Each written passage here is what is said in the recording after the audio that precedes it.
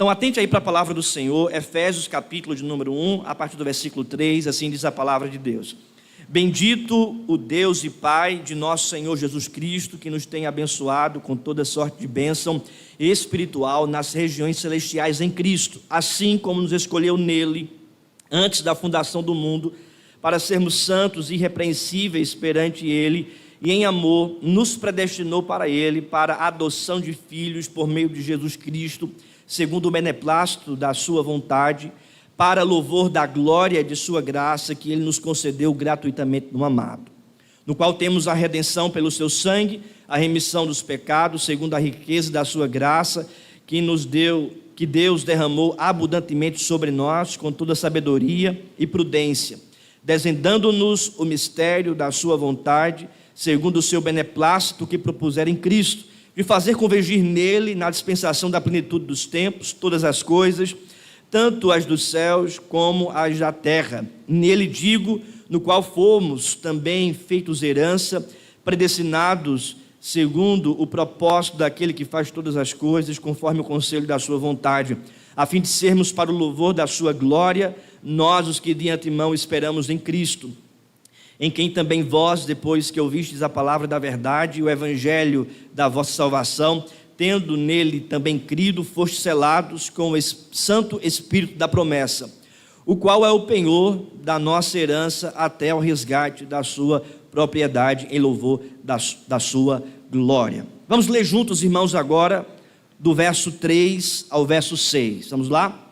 Bendito o Deus e Pai de nosso Senhor Jesus Cristo, que nos tem abençoado com toda sorte de bênção espiritual nas regiões celestiais em Cristo, assim como nos escolheu nele antes da fundação do mundo, para sermos santos e irrepreensíveis perante ele, e em amor nos predestinou para ele, para a adoção de filhos por meio de Jesus Cristo, segundo o beneplácito de sua vontade, para o louvor da glória de sua graça, que ele nos concedeu gratuitamente no amado. Amém. Vamos orar. Deus eterno, Deus soberano, Pai querido, Pai amado, Pai bendito, nós nesse momento te suplicamos, vem sobre nós com misericórdia, ilumina, Senhor Deus, a nossa mente para entendermos a tua palavra, a tua revelação. Abre o nosso coração para que sejamos alimentados por ti. É o que nós te pedimos, em nome de Jesus. Amém. O pastor batista reformado chamado Charles Haddon Spurgeon, considerado príncipe dos pregadores, ele certa vez disse: eu creio na doutrina da eleição, pois tenho a certeza de que se Deus não tivesse me escolhido, eu nunca o teria escolhido. E tenho certeza que Ele me escolheu antes de eu nascer, ou então Ele nunca teria me escolhido depois. E Ele deve ter me eleito por razões desconhecidas para mim, pois eu nunca poderia encontrar qualquer razão em mim mesmo para que Ele me olhasse com amor especial. O texto que lemos está tratando sobre essa doutrina, a doutrina da eleição. Essa doutrina da eleição que reflete a marca da bênção salvífica de Deus para com seu povo. O apóstolo Paulo, preso em Roma, quando escreveu a carta aos Efésios, escreve essa carta com um profundo objetivo de apresentar para os seus leitores a formação da igreja, o caráter da igreja e os deveres da igreja, não somente dentro dela, na relação entre os irmãos, mas também fora dela, na relação com o mundo. Os estudiosos irmãos, comentando a carta de Paulo aos Efésios, eles dividem essa carta em duas partes: a parte teológica, que vai do capítulo 1 ao capítulo 3, e a parte prática, que vai do capítulo 4 ao capítulo 6. Nós estamos, portanto, dentro dessa parte teológica, ou parte doutrinária, onde o apóstolo Paulo ele apresenta os fundamentos teológicos, doutrinários, da igreja formada pelo Senhor. O tema principal dessa carta é a igreja de Deus, seu caráter, sua natureza, sua dinâmica, sua unidade, seu serviço.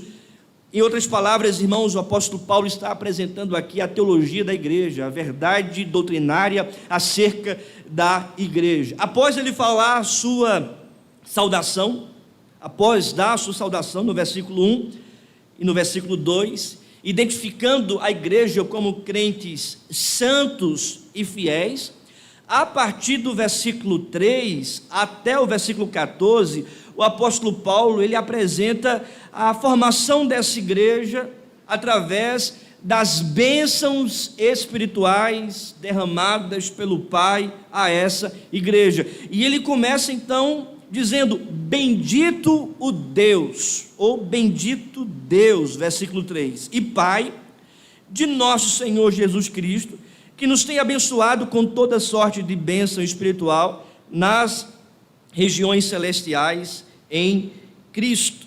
Ele então apresenta a verdade de que a igreja ela é abençoada por Deus, o bendito. São 6 aspectos aqui apresentados ainda nesse contexto.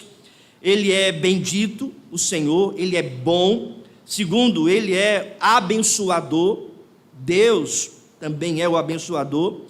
Terceiro, é apresentado aqui os bem-aventurados, os crentes, porque diz o texto que nos tem abençoado.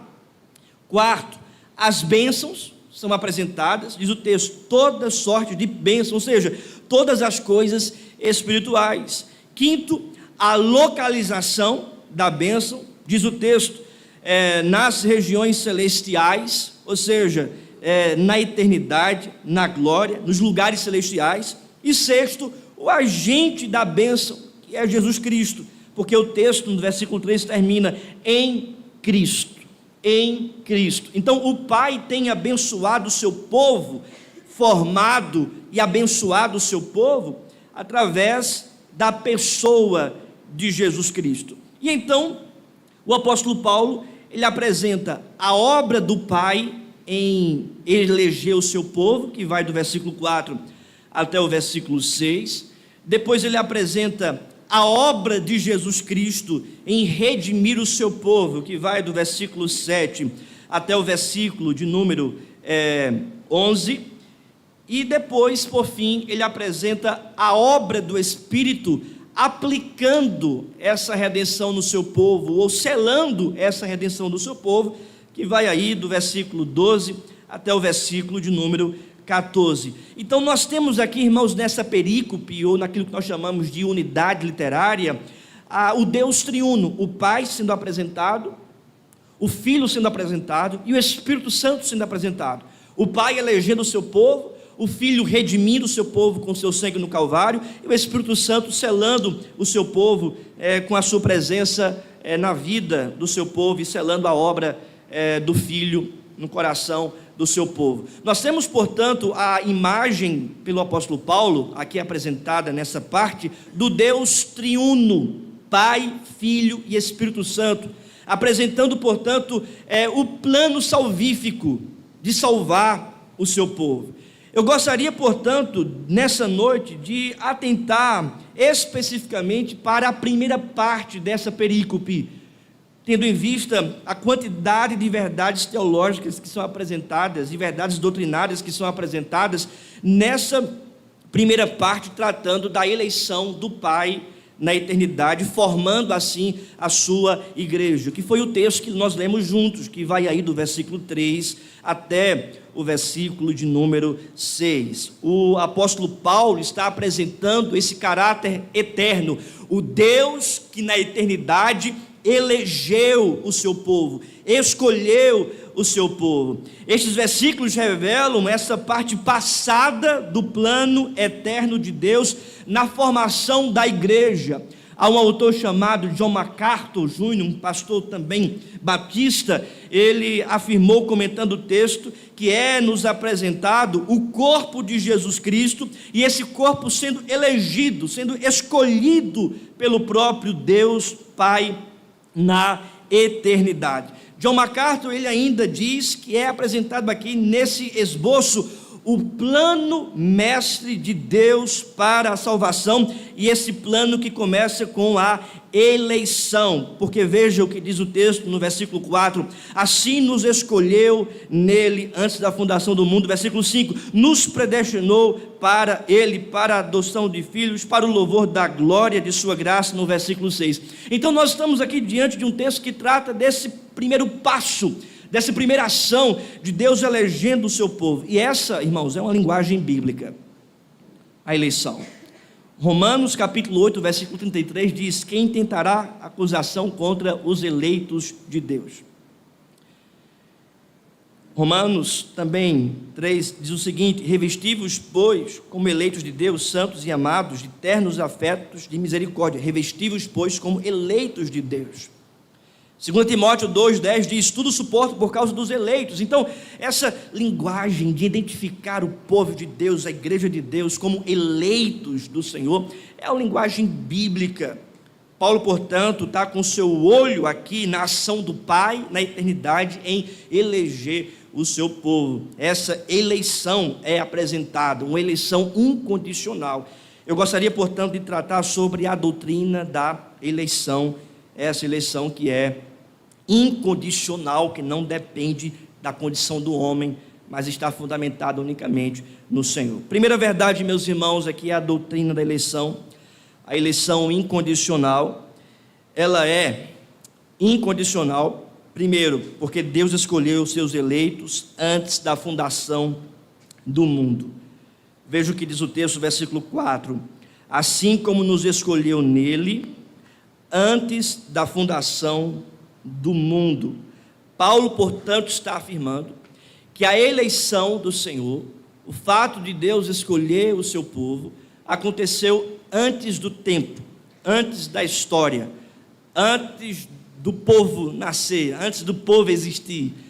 Paulo, portanto, está apresentando que a eleição, o fato de Deus escolher, esse fato, essa realidade, essa ação, essa atitude, aconteceu antes do nosso nascimento, aconteceu antes da fundação do mundo. Bendito seja o Deus e Pai do nosso Senhor Jesus Cristo, que nos tem abençoado com toda sorte de bênção. E que bênção é essa? Que bênção espiritual é essa? Ele então começa: ele nos escolheu antes da fundação do mundo. É uma escolha divina, é uma escolha primária, é uma ação e uma iniciativa primeiramente de Deus em salvar o seu povo. Em 2 Tessalonicenses capítulo 2, versículo 13, Paulo afirma: devemos sempre dar graças a Deus por vós, irmãos amados pelo Senhor, porque Deus vos escolheu desde o princípio para a salvação, pela santificação do Espírito e fé na verdade. Paulo diz, porque Ele escolheu vocês desde o princípio para a salvação.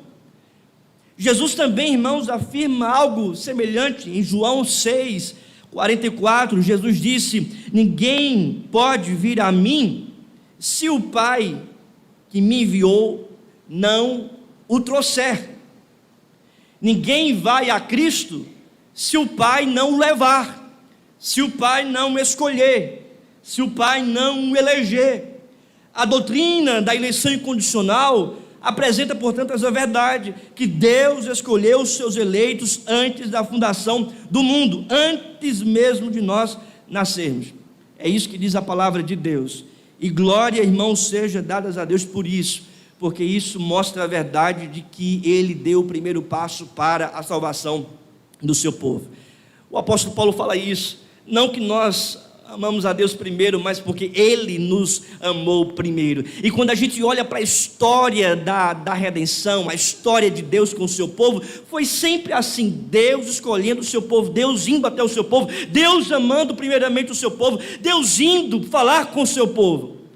Deus estabeleceu uma aliança com Adão e Eva, e foi Deus que estabeleceu essa aliança. Quando Adão e Eva desobedeceram e quiseram fugir da presença de Deus, se esconder da presença de Deus, não foi Adão e Eva que se arrependeram e foram falar com o Senhor arrependidos, pelo contrário, foi Deus que foi até Adão e perguntou para Adão: onde estás? É Deus indo primeiro, é Deus amando primeiro.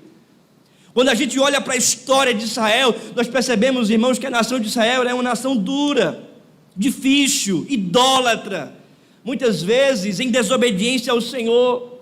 Mas Deus, irmãos, levantava os seus profetas para ir até o povo, dizendo para o povo: vocês precisam abandonar a idolatria, precisam abandonar os falsos deuses, o pecado, e se voltar para Deus. É Deus mais uma vez tomando a iniciativa.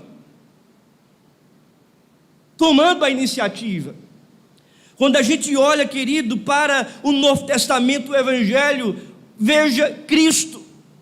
Não fomos nós, não foi a humanidade que clamou para que o Pai enviasse um Filho que pudesse redimir o seu povo, redimir eles dos seus pecados. Pelo contrário, foi Deus que amou primeiro, e diz lá em Romanos capítulo 5, versículo 8, Deus prova do seu próprio amor para conosco, pelo fato de ter Cristo morrido por nós, sendo nós ainda pecadores.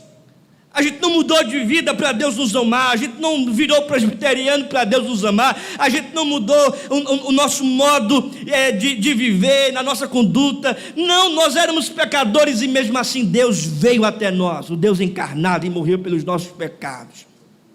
A doutrina da eleição, portanto, apresenta essa iniciativa do Deus soberano em eleger o seu povo, em escolher o seu povo, em redimir o seu povo, em salvar o seu povo. E eu digo para você nessa noite: você está aqui não simplesmente porque você resolveu estar, não simplesmente porque você decidiu com a sua família vir para cá, mas você está aqui primeiramente por causa da soberania de Deus, da providência de Deus que te trouxe você aqui para estar aqui ouvindo essa palavra. É Deus, irmãos. Bendito Deus, Pai do nosso Senhor Jesus Cristo, que tem nos abençoado com toda sorte de bênção espiritual nas regiões celestiais em Cristo, e que nos escolheu nele antes da fundação do mundo.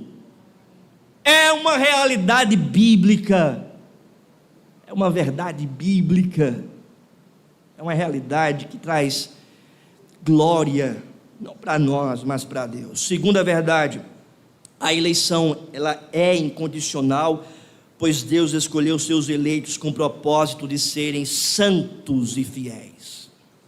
Santos e fiéis. Porque o texto continua: antes da fundação do mundo, para sermos santos e irrepreensíveis perante Ele. Veja, assim como nos escolheu nele antes da fundação do mundo, para sermos santos e irrepreensíveis perante Ele. Ele não nos escolheu, diz Paulo, porque fomos santos e irrepreensíveis. Não, diz Paulo, ele nos escolheu para sermos santos e irrepreensíveis. A eleição não está fundamentada na presciência de Deus. Deus viu que você seria santo, seria uma pessoa boa, seria uma pessoa honesta, irrepreensível, e disse: eu vou escolher esse camarada, eu vou escolher essa mulher. Não, é o contrário. Ele não nos escolheu por causa de nossa santidade, nossas escolhas, nossa conduta, não. Pelo contrário, Ele nos escolheu para isso, para sermos santos, para sermos irrepreensíveis. A santidade e a fidelidade, nas palavras aqui, irrepreensíveis, elas refletem o resultado da eleição, e não o contrário. O plano eterno e pré-ordenado de Cristo, de presente, de formar a igreja, de abençoar a igreja e de apresentar uma igreja gloriosa. Efésios 5:27 fala sobre isso. Uma igreja gloriosa, sem mácula, sem ruga, nem coisas semelhantes, mas ela deve ser santa e irrepreensível. Fomos escolhidos, portanto, eleitos por Deus para vivermos em santidade. para vivermos de acordo com a sua santa vontade. A palavra aqui, irmãos, santos, é aquela palavra que já foi explicada domingo passado, que significa separado do mundo. Deus nos escolheu para andarmos não de acordo com o mundo, mas andarmos em novidade de vida, andarmos de acordo com o seu Espírito Santo. Ou seja, andarmos de acordo com a sua santa vontade, não mais de acordo com o mundanismo, não mais de acordo com o pecado, não mais de acordo com as nossas paixões carnais, não mais de acordo com o diabo, mas de acordo com a palavra de Deus, de acordo com o Espírito de Deus. E diz o texto, irrepreensíveis perante Ele. Essa palavra irrepreensível não quer dizer que você vai falhar, não vai ser perfeito, mas que você vai estar buscando diante do Senhor, buscando diante dele uma conduta coerente com a palavra dele, uma conduta certa de acordo com a verdade dele, uma conduta que vai manifestar fidelidade a ele. Fidelidade no trabalho, fidelidade na casa, fidelidade na condução do lar, fidelidade no dia a dia, fidelidade nas decisões. É uma conduta irrepreensível de fidelidade ao Senhor. Então nós fomos escolhidos para vivermos assim. Ela é uma eleição incondicional, porque não está condicionada à nossa santidade, não está condicionada à nossa conduta. Pelo contrário, ela é incondicional porque ela nos leva para isso, ela nos chama para isso. E aqui é um ponto muito importante, porque infelizmente alguns criticam a doutrina da eleição, dizendo, se Deus escolheu, então o crente pode viver de qualquer jeito. Se Deus escolheu, então o crente pode viver no mundo, porque a salvação vem de Deus, né? Foi Deus que escolheu, então pode viver de qualquer forma, em pecado, em desobediência, porque foi Deus que escolheu. Não, querido, Deus escolheu para viver em santidade, Deus escolheu para viver em obediência, Deus escolheu para viver em fidelidade, de modo irrepreensível. Deus escolheu para vivermos de acordo com a vontade dele, andando no Espírito, manifestando o fruto do Espírito Santo. Ele nos escolheu para obedecermos a sua palavra, a sua lei, vivermos em santidade e vivermos de modo irrepreensível. Não é simplesmente uma escolha para a salvação, mas é uma escolha dele para a santificação, para a conduta. Aquele, portanto, que diz, eu fui escolhido por Deus, mas vive em desobediência, vive no desagrado do Senhor, este vive uma falsidade, vive uma hipocrisia cristã, vive uma espiritualidade forjada e não fundamentada nas Escrituras. Porque se Deus de fato escolheu, então vai viver em santidade, então vai viver em fidelidade. Ela, portanto, é incondicional por essas razões. Terceira verdade, ela é incondicional, pois Deus escolheu seus eleitos com base em sua própria motivação de amor. Deus escolheu seus eleitos com base em sua própria motivação de amor, porque o texto no versículo 4 termina, para sermos santos e irrepreensíveis perante Ele, e em amor nos predestinou. Porque Deus escolheu a mim e a você, porque Deus escolheu o seu povo. Qual é a base dessa escolha? É a nossa conduta? Não, porque somos pecadores. É a nossa fé? Não, porque até a fé é dom de Deus, conforme diz Paulo em Efésios capítulo 2. Porque nós nos arrependemos dos nossos pecados? Também não, porque a palavra de Deus diz em 2 Timóteo capítulo 2, versículo 24 e 25, que é Deus que concede arrependimento. É Deus que concede arrependimento. Então, Ele nos escolheu com base em quê? Unicamente, irmãos, com base no seu amor. Seu amor que é incondicional. Ele escolheu você com base não na sua conduta, não em seus méritos, não em quem você é, porque se a gente fosse colocar o seu crédito diante com Deus, você não tem crédito nenhum. A palavra de Deus diz que todos nós somos pecadores injustos, falhos. Não há aquele que faça o bem, não há um justo sequer, todos estão longe da presença de Deus.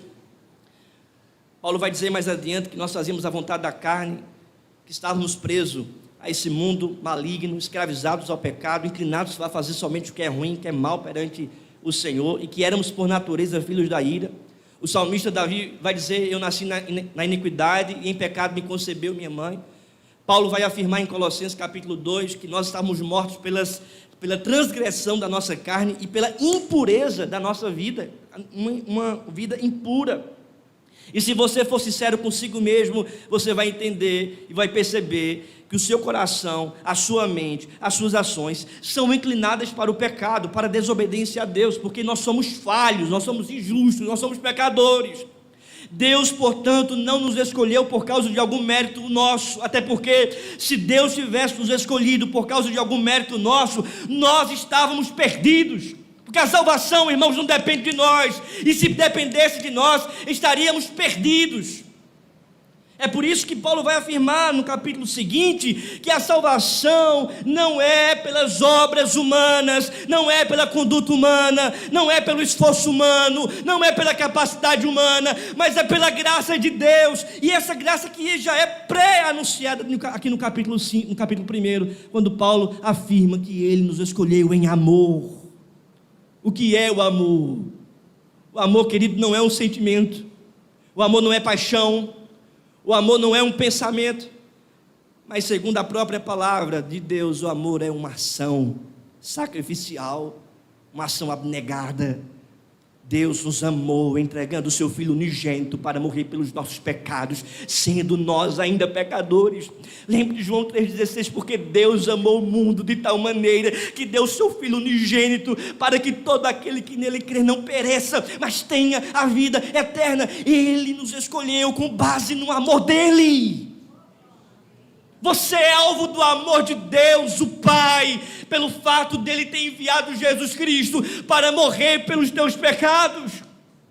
Você é alvo do amor de Deus, o Pai, pelo fato de Cristo ter derramado no Calvário sangue pelos seus pecados. Você é alvo do amor do Pai, pelo fato de Cristo ter morrido em teu lugar, porque o salário do pecado é a morte, mas Jesus Cristo morreu pelos nossos pecados, e aí está o fundamento da eleição, aí está o fundamento da escolha, é o amor do Pai por cada um de nós. Deus amou você, querido, Deus amou você, querida, de um amor incondicional. Você sabe o que é um amor incondicional? Nós cantamos muitas vezes, né, canções que tratam sobre um amor incondicional. É um amor que não está condicionado a você. Ele olhou e disse: você não vai conseguir, pelos seus esforços você não vai conseguir chegar até mim, mas eu vou até você, eu vou enviar meu Filho para você. Eu vou morrer pelos seus pecados, para que então você venha a mim através do meu Filho Jesus. Foi em amor. A eleição, ela é incondicional, porque Deus nos escolheu segundo a sua livre vontade. Segundo a sua livre vontade. Veja o que diz o texto, versículo 5. Vamos ler juntos. E nos predestinou para Ele.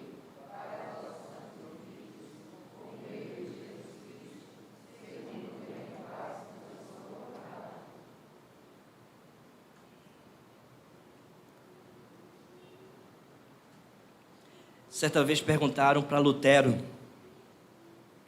Lutero, o homem tem livre arbítrio para a salvação? Para decidir sozinho se vai ser salvo ou não? Martim Lutero respondeu: tem não. Porque o homem, o ser humano, está escravizado ao pecado, é pecador, é inimigo de Deus, está morto em seus delitos e pecados, conforme diz a palavra.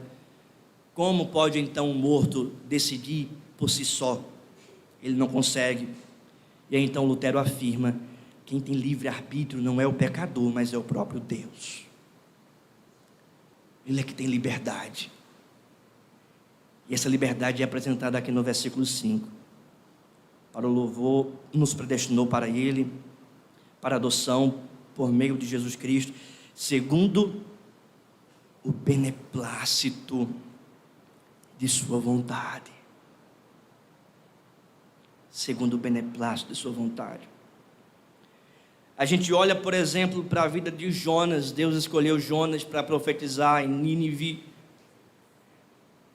E se a gente fosse pensar, Jonas tem livre-arbítrio, ele poderia decidir não fazer e desobedecer. Meu querido, Deus foi até as profundezas do oceano para chamar Jonas de volta e levá-lo para Nínive. Ele não tinha escolha. E talvez você esteja aqui, dizendo para si mesmo: eu vou decidir por mim mesmo, eu é que sou senhor da minha própria vida, eu é que vou fazer as coisas acontecerem na minha vida. E meu querido irmão, se Deus escolheu você, se você é alvo desse amor, por mais que você tente ir para um lado, para o outro, você já está amarrado, laçado pelas correntes de amor de Deus e da vontade de Deus, porque você pode até ter a sua própria vontade, mas a vontade do Deus soberano vai prevalecer sobre a sua vida, e você vai se curvar e vai se dobrar e vai confessar que Jesus Cristo é o Senhor e Salvador da sua história, porque ninguém consegue permanecer de pé diante da soberana vontade de Deus. A eleição é incondicional porque Ele escolhe segundo o beneplácito da sua vontade, ou seja, a grandeza da sua vontade, a santidade da sua vontade, a glória da sua vontade, do conselho da sua vontade, que muitas vezes nós não sabemos. Uma vontade misteriosa muitas vezes para nós, diante daquilo que não é revelado nas Escrituras. Até porque nossa mente, ela não é infinita como é a mente de Deus. A nossa mente é limitada, é falha, é pequena.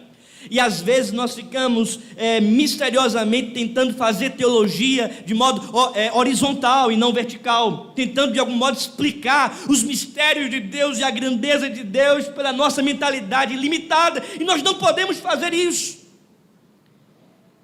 Até porque a própria Bíblia foi escrita por homens, mas é a palavra de Deus, porque eram homens inspirados pelo Senhor. Olha, por exemplo, para a Trindade, Pai, Filho, Espírito Santo. Os três são um, e muitas vezes não dá para explicar a Trindade, vai além da nossa lógica, mas nós também acreditamos. Veja, por exemplo, a natureza de Jesus Cristo. Ele é 100% Deus, mas também 100% homem. Não dá para explicar, mas nós cremos, porque é revelado assim na palavra de Deus. Da mesma forma, irmãos, é a doutrina da eleição. Ele escolheu, e muitas vezes nós não entendemos o porquê, muitas vezes nós não entendemos a sua motivação mais íntima de sua mente, mas nós entendemos uma coisa: que Ele escolheu com base na sua vontade. Ele escolheu segundo a sua livre vontade. Ele escolheu segundo a sua soberana vontade. Segundo a sua soberana vontade. Isso, irmãos, é um ato da soberania de Deus. Uma observação: não é que a eleição soberana e a predestinação elimina a escolha do homem na fé. A soberania divina e a resposta humana são parte integrante, inseparável da salvação. Embora, exatamente como elas funcionam juntas, isso só cabe a Deus, porque nenhum teólogo, ninguém ao longo da história conseguiu harmonizar, explicar como a soberania de Deus e a eleição se relaciona com essa responsabilidade humana do pecador se arrepender e ir até o Senhor Jesus. Nós não podemos, portanto, cair no erro de minimizar uma verdade em detrimento de outra. Nós precisamos entender que são duas verdades bíblicas que caminham juntas, mas muitas vezes nós não compreendemos como se relaciona, mas são verdades que não se contradizem, mas que caminham juntas. João 6,37: todo que o Pai me dá virá a mim, e o que vem a mim de maneira nenhuma lançarei fora. Todo que o Pai me dá virá a mim. Mas a gente só vai a Cristo porque primeiramente o Pai deu, o Pai escolheu. João 6,39: e a vontade do que me enviou é essa, que eu não perca nenhum de todos aqueles que me deu, mas que eu os ressuscite no último dia. João 6,65: ninguém poderá vir a mim se pelo Pai não lhe for concedido.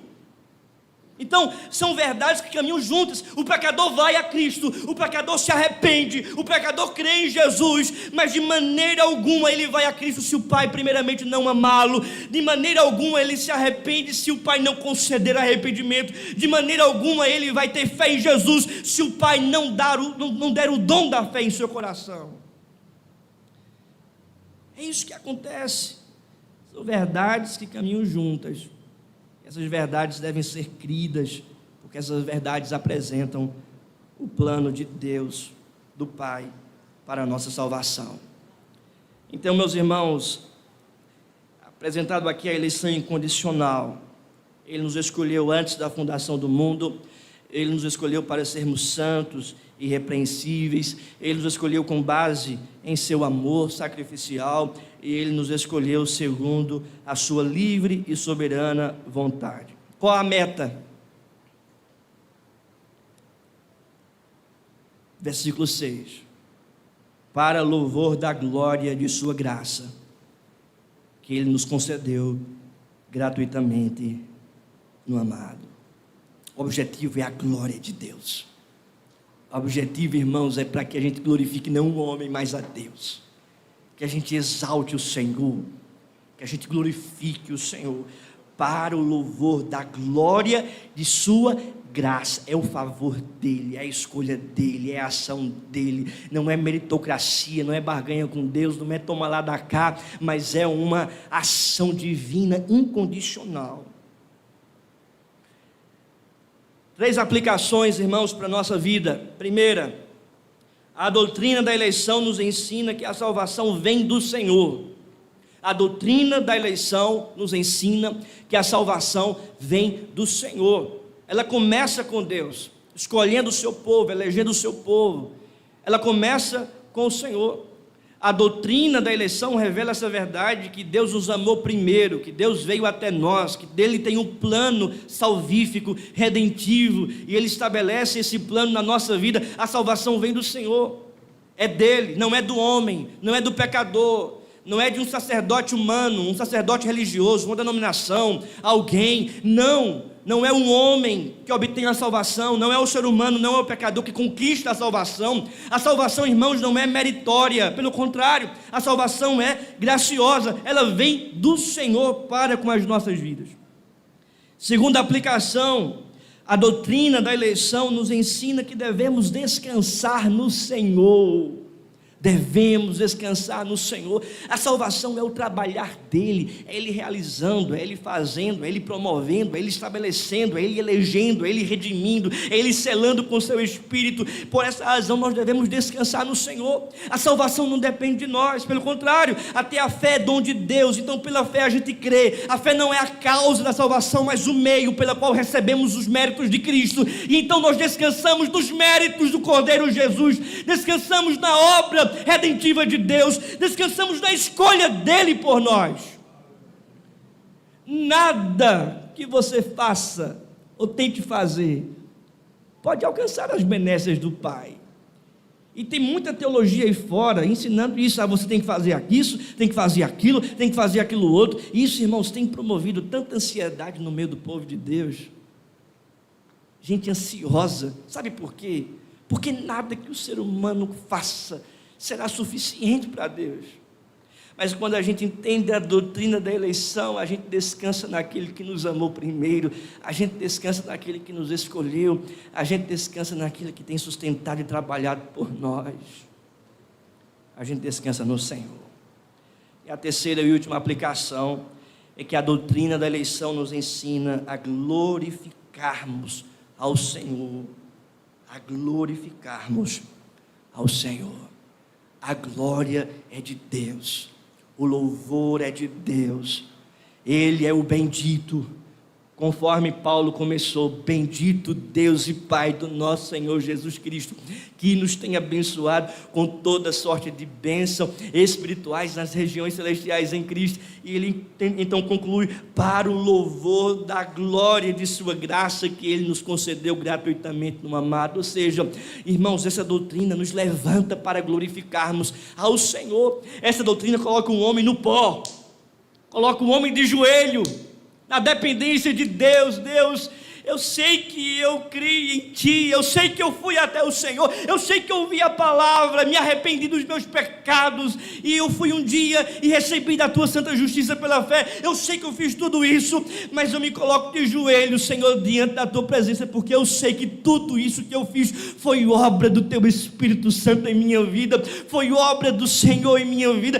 foi uma ação do Senhor primeiramente em minha vida. Eu só pude Te amar porque o Senhor primeiramente me amou, e isso, irmãos, nos conduz a glorificar a Deus, a exaltar a Deus, a dizer para o mundo que a salvação vem dEle, que a glória, portanto, é para Ele, e que nós devemos nos curvar, nos ajoelhar e glorificar a Ele que nos salvou.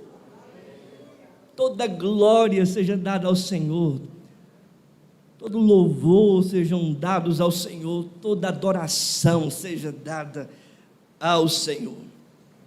Eu termino, meus irmãos, esse sermão fazendo também minhas as palavras de Charles Haddon Spurgeon, que você também pode fazer.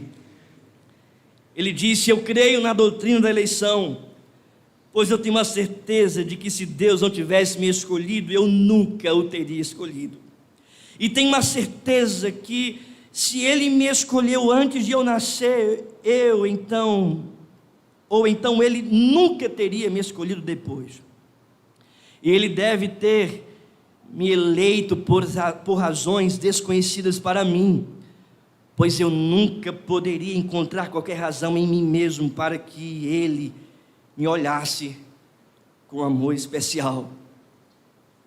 Ele nos escolheu, irmãos, incondicionalmente, para o louvor da sua graça. Fiquemos de pé e vamos orar.